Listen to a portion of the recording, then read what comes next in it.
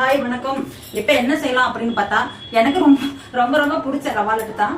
எல்லாரும் செய்கிற மாதிரி தான் இந்த மெத்தடும் இருக்கும். சில பேர் சுடுதண்ணி ஊற்றி இது பண்ணுவாங்க. நான் ஒரு மாதிரி பண்ணுவேன். ஒவ்வொருத்தரும் ஒவ்வொரு மாதிரி பண்ணுவாங்க. சரி வாங்க பார்ப்போம். ஃபஸ்ட்டு மொபைல் கட் 1/2 கிலோ ரவை வாங்கி வந்துருக்கேன். தெரிஞ்சாலும் நமக்கு நம்ம சேனல்ல இருக்கட்டுமே, எல்லாத்துக்கும் தெரிஞ்ச விஷயம் அது. ரொம்ப ஈஸியான இது என்ன இல்லை. ஆனா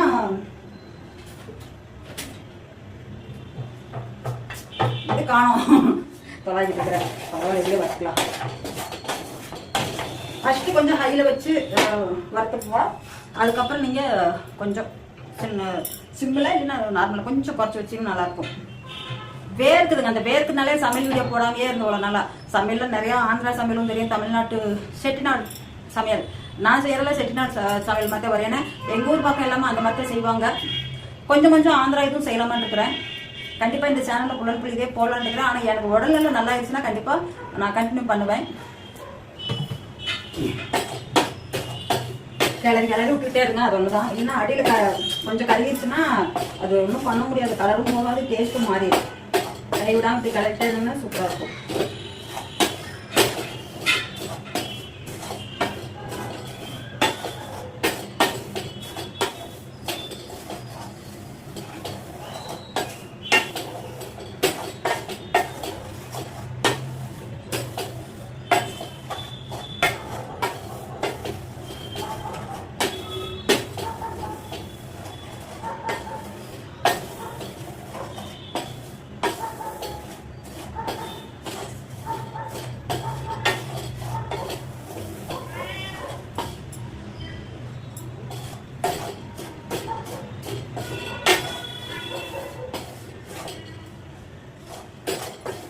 இன்னும் கொஞ்ச நேரம்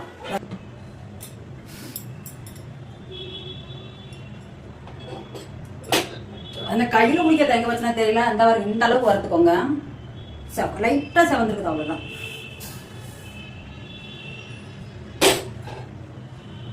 அடுத்து நம்ம மிக்சியில சர்க்கரை இருக்குல்ல, ஒயிட் அது என்ன சொல்லுவாங்க, அது கூட தெரியுமா? 1/2 கிலோவுக்கு 1/2 கிலோ சீனி சொல்லணும். அது போட்டுக்க. மிக்சியில் அரைக்கணும். அது அரைக்க வேண்டியதில்லை. அரைக்காமல் போட்டோம்னா கொஞ்சம் கடிச்சு சாப்பிட்ற மாதிரி நல்லா இருக்கும். சில பேர் அரைச்சிருப்பாங்க. அப்படி அரைக்க வேண்டாம். நீங்கள் தனியாக ஏலக்காய் தனியாக போடாதீங்க. சர்க்கரை அரைக்கிறப்ப போட்டிங்கன்னா சர்க்கரையும் சீக்கிரம் அரைஞ்சிடும். இந்த இதுக்கும் நல்லா ஸ்மெல் சூப்பராக இருக்கும். சர்க்கரை சேர்த்து அரைச்சோம்னா ஸ்மெல் நல்லா இருக்கும். அதை பார்த்துக்கோங்க. சவுண்ட் கேட்கும், மாற்றி போடுறேன். இந்த மாதிரி பவுடர் பண்ணிக்கோங்க.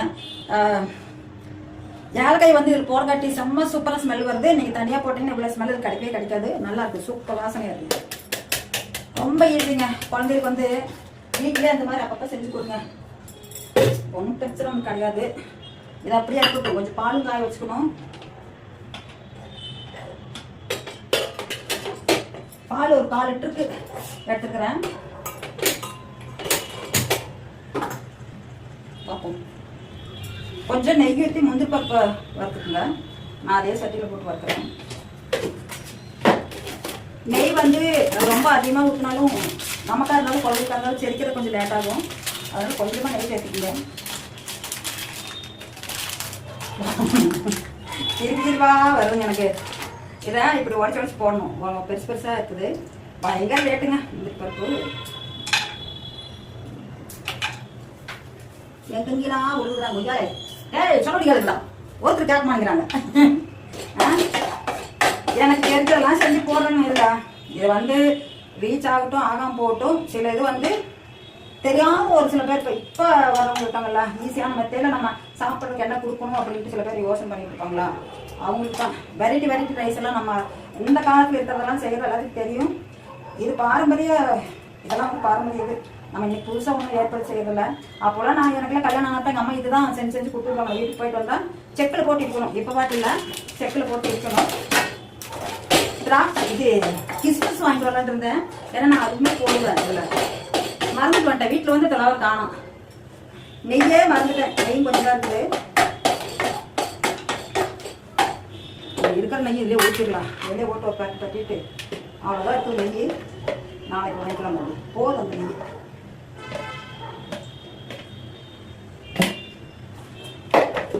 அவ்வளோதான். நெய்யும் காய்ச்ச மாதிரி ஆயிடும், பருப்பு வர மாதிரி ஆயிடும். அந்த பக்கம் பால் என்னடா கொடுமையாக இருக்குது பொழப்பு. பால் நான் கொஞ்சம் பார்க்காம தான் பொட்டி இருக்குங்க. இதுக்கு போடுறது இதில் தாங்க ரொம்ப ரொம்ப சிம்பிளானது.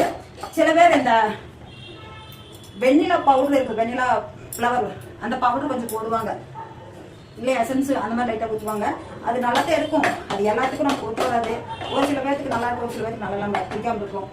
அதனால் நம்ம இந்த மாதிரி படிக்கிறது முந்திக்கிறது போதுங்க. ஒன்று மட்டும் அவ்வளோதான். இது நல்லா வணங்கிடுச்சு.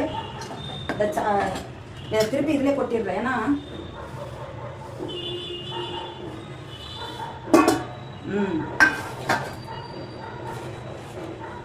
இதிலே கொட்டி கலரிட்டோம்னா ஈஸியாக இருக்கும்.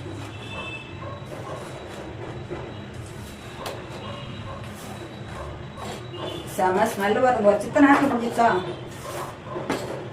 ரொம்ப ரொம்ப ஈஸியான இருக்குது. ஒரு 10 நிமிஷத்தில் முடிச்சிச்சா, அவ்வளோதான்.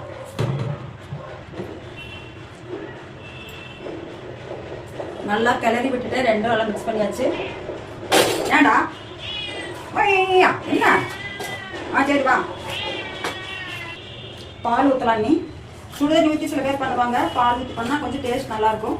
ஆனால் இதில் இது இன்னொன்று போடுவாங்க, தேங்காய் துருவல் வந்து லைட்டாக தேங்காய் துருவல் போட்டு அதுலேயும் செய்வாங்க. பால் நீங்கள் ஒரே டயத்தில் டக்குன்னு ஊற்றிடாதீங்க, கொஞ்சம் கொஞ்சமாக. அது ரொம்ப ஊற்றிட்ட இவ்வளோ பால் தான் அப்படின்னு ஊற்றிட்டுன்னு வச்சுக்கலேன், குழஞ்சி போயிடும். ரொம்ப தனியாட்டு போச்சுன்னா அது இஞ்சி வச்சது அப்புறம் அப்படியே தான் இருக்கும்.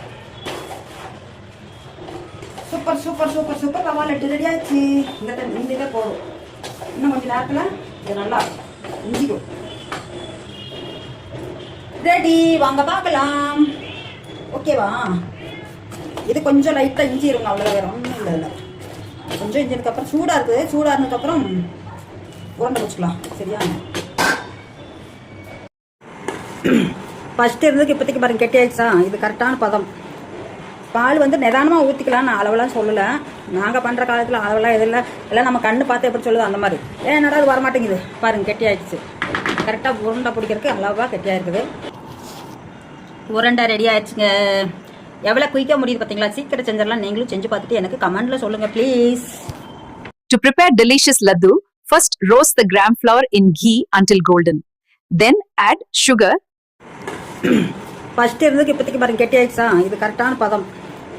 பால் வந்து நிதானமாக ஊற்றிக்கலாம். நான் அளவெல்லாம் சொல்லலை. நாங்கள் பண்ணுற காலத்தில் அளவெல்லாம் எதில் எல்லாம் நம்ம கண்ணு பார்த்து எப்படி சொல்லுது அந்த மாதிரி. என்னடா அது வரமாட்டேங்குது பாருங்க. கெட்டி ஆயிடுச்சு. கரெக்டாக உருண்டை பிடிக்கிறதுக்கு அளவாக கெட்டியாக இருக்குது. உருண்டை ரெடி ஆயிடுச்சுங்க. எவ்வளோ குயிக்காக முடியுது பார்த்தீங்களா? சீக்கிரம் செஞ்சிடலாம். நீங்களும் செஞ்சு பார்த்துட்டு எனக்கு கமெண்ட்டில் சொல்லுங்கள் ப்ளீஸ்.